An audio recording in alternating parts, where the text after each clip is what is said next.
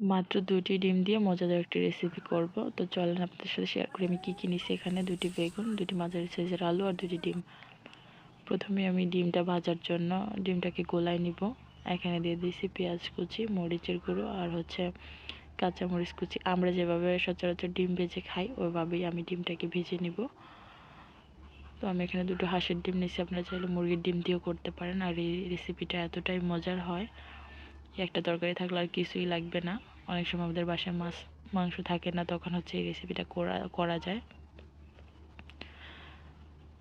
তো এখানে হচ্ছে আমি আলু আর যেই বেগুনগুলো কেটে রাখছি ওগুলোতে আমি লবণ আর হলুদ মেখে রাখবো, কারণ আমি ডিমও ভাজবো, আলু বেগুন এগুলো ভেজে রান্না করব।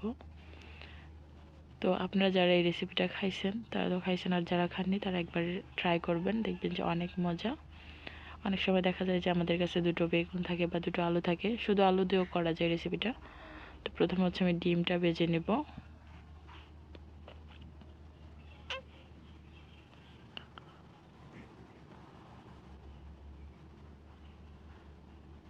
আর এখানে যদি আপনার হাঁসের ডিম দিয়ে রেসিপিটা করা যায় তাহলে অনেক বেশি মজা হয়। একটু স্কিপ করবেন, এটা ডিম উল্টানোর সময় ভেঙে গেছে, কিন্তু ভেঙে গেছে বলে আমার স্বাদ কিন্তু শেষ হয়ে যাবে না।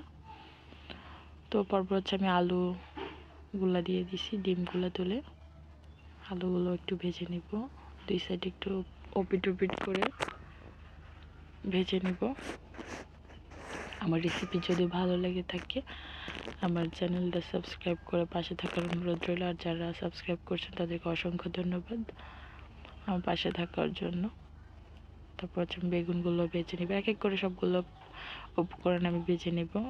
আর এগুলো একটু ভেজেই রান্না করতে হবে, না হলে মজা হবে না। তো এখানে হচ্ছে আমি কড়াইতে দিয়ে দিছি পেঁয়াজ কুচি আর রসুন, এগুলো একটু লাল করে ভেজে নিব। পর্যায়ে দিয়ে দিছি যে কাঁচামরিচগুলো ফালি করে রাখছি ওগুলো দিয়ে দিছি। আমার অনেকটা ঠান্ডা লাগছে সেজন্য বয়সের অবস্থা। হলুদের গুঁড়ো, মরিচের গুঁড়া, লবণ আর এখানে দিব ধনিয়া জিরার গুঁড়ো একটা মিক্স, ওইটা দিয়ে দিব। এখানে আর কোনো মশলা লাগবে না, এই মশলাই হয়ে যাবে। মশলাগুলোকে একটু ভালো করে কষিয়ে নিতে হবে যতক্ষণ না মশলার তেল ছেড়ে দিচ্ছে। তারপর হচ্ছে সেই ভেজে রাখা বেগুন আর আলু দিয়ে 5 মিনিটের মতো কষিয়ে নিলে হয়ে যাবে। বেশি কষাতে হবে না, যেহেতু এগুলো আগে থেকেই ভেজে রেখেছি। একটু ঢাকা দিয়ে 5 মিনিট রান্না করলে হবে। তো আমি এই পর্যায়ে হচ্ছে পরিমাণ মতো পানি দিয়ে দিব।